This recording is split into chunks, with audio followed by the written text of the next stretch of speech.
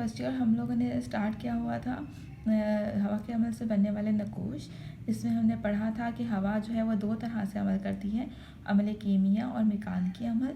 अमल कीमिया में वो जैसे हवा में मौजूद गैसेस होती हैं, ताबिक बखरात होते हैं और ज़रात वगैरह होती हैं, वो जो है पहले से मौजूद चट्टानों वगैरह पर या जो बिल्डिंग्स वगैरह होती हैं उनके साथ रिएक्ट करते हैं और उनको तोड़ते फोड़ते हैं। ठीक है, जैसे कार्बन डाइऑक्साइड और ऑक्सीजन मिलकर जो है वो आपस में कार्बोनिक एसिड बना देती है। और जब ये कार्बोनिक एसिड किसी भी इमारत पे गिरता है तो चूने का पत्थर वगैरह जो भी होगा उसको वो डिपॉजिट मतलब इसको तहलील कर देगा, यानी कि नरम बना देगा चट्टान को और वो जल्दी टूट जाएगी।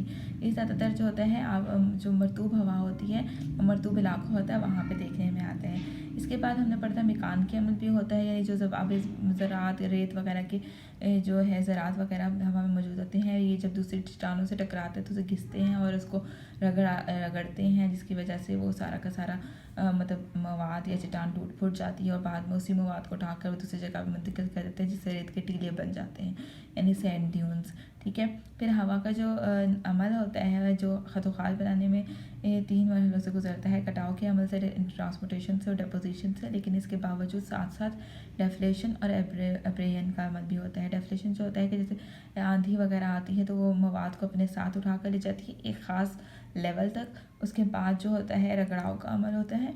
रगड़ाव का अमल क्या होता है कि जो मवाद उनके साथ चल रहा होता है वो आपस में भी रगड़ खाता है और जिन चट्टानों से टकराता है उनको भी रगड़ता है, यानी कि रगड़ कर और घिसा कर वो आपस में एक साथ मवाद जो है हवा के साथ मुअल्लक़ होते हुए चलता है। फिर हमने पढ़ा था कि हवा के कटाव के अमल से कौन कौन से नक़ूश बनते हैं, तो उसमें हमारे पास सहरा आ जाता है, अर्क और हमादा आ जाता है। फिर हमने मशरूम रॉक का पढ़ा था, सॉल्ट बेसन पढ़ा था, यार्डिंग यूजन।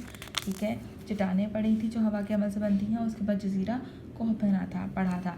अब हमने पढ़ना है कि अम्ल इतराह यानी कि डिपोजिशन के अमल से कौन कौन से नक़ूश बनते हैं। तो रेत के टीले सबसे ज़्यादा मशहूर हैं जो हवा के डिपोजिशन के अमल से बनते हैं, यानी हवा जो है वो बारीक तरीन मवाद बहुत दूर कई हज़ार किलोमीटर तक उठाकर अपने साथ चलती है और जहाँ पर उसको रुकावट मिलती है रास्ते में या उसकी स्पीड कम हो जाती है, वहाँ पर वो मवाद जमा करना शुरू कर देती है। ऐसा बहुत ज़्यादातर हमें रेगिस्तानी इलाकों में देखने में मिलता है। ठीक है, रेगिस्तानों में आपने देखा होगा दूर दूर तक हमें मट्टी और रेत ही रेत नज़र आती है। तो जब वहाँ पर आंधी तूफ़ान या हवा चलती है तो उस रेत को उठाती है और जब उसके रास्ते में कोई दरख्त, कोई चट्टान, थोड़ी सी पहाड़ी वगैरह आती है तो वहाँ पर उसे जमा करना शुरू कर देती है। और वह जमा करते करते तह दर तह जब होता है तो एक जिसामत और वसअत रखने वाला छोटा सा टीला बन जाता है जो रेत का होता है। ठीक है, इसे हम सैंड ड्यून रेत के टीले कहते हैं, जो हमें ज़्यादातर जो है रेगिस्तानी इलाकों में देखने में आते हैं। ये किसी पहाड़ी पौधे, झाड़ियाँ वगैरह, चट्टानी तोते के रुकावट के रास्ते में बनने की वजह से बनते हैं। इनके जो फ्रंट होता है ढलानदार होता है, जाविया ठहराव पोज को नहीं पहुंचता। ये जाविया तकरीबन 33 डिग्री सेंटीग्रेड तक होता है। और जो दूसरी जगह होती है वो स्लिप करती है, जैसे कि आप डायग्राम से देखिए, ये फ्रंट है और ये इसकी दूसरी जगह स्लिप कर रही है।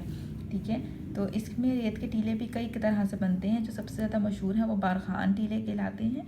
बारखान जो टीले होते हैं ये क्रेसेंट शेप यानी हिलालनुमा चांद के तरह के होते हैं। इसमें हवा के रुख, यानी कि अगर हवा इस रुख को चल रही है तो इस रुख को जो है वो रेत के टीले को मूव करती चली जाएगी या रेत जमा करती चली जाएगी और इधर से वो बिल्कुल ऊपर होता चला जाएगा। तो ये कन्वेक्स शेप का बनता है, जैसे कि ये आपको ज़ाहिर है। ठीक है, इस तरह से बनता है ये, यानी यहाँ से खड़ी चट्टान की तरफ थोड़ा सा ऊपर की तरफ होता है, यहाँ पर ये लंबा ज़ुबान की तरह का होता है। ठीक है, और अगर हवा दूसरी तरफ से आ रही होगी तो ये कनकेव हो जाता है इसका, यानी कि मकर दूसरी तरफ को हो जाता है, तो वो हमारे लिए दूसरा मकर बन जाता है। ये मरकज़ में ज़्यादा से ज़्यादा बुलंद होते हैं, यानी कि सेंट्रल पार्ट से बुलंद होते हैं और साइडों पर से एक तरफ से खड़ी चट्टान होती है, दूसरी तरफ से स्लोप होती है। ठीक है, हॉर्न स्टाइल ये सींगों की तरह भी बन जाते हैं, यानी कि शेप्स चेंज करते रहते हैं, जिस रुख को हवा होती है उस रुख को ये मूव कर जाते हैं। ठीक है, बारखान टीलों की तश्कील इस वक्त होती है जब हवा एक ही सिमत में मुस्तकिल तौर पर चल रही हो, यानी कि एक ही तरफ से जब मुस्तकिल तौर पर हवा चलती रहती है तो रेत को अपने साथ बहुत बड़ी मिकदार को दूसरी तरफ सिमत में धकेल देती है और इर्द गिर्द का टीला अपना शेप चेंज कर लेता है। चुनांचा टीले के तरफ सींगों की तरह के हो जाते हैं और हवा दरमियान से उसको आगे बढ़ते हुए आगे चली जाती है। इस टीले की शक्ल हिलाली यानी कि चांद की तरह की हो जाती है।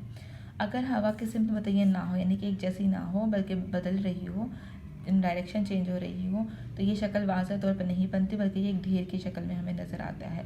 ठीक है।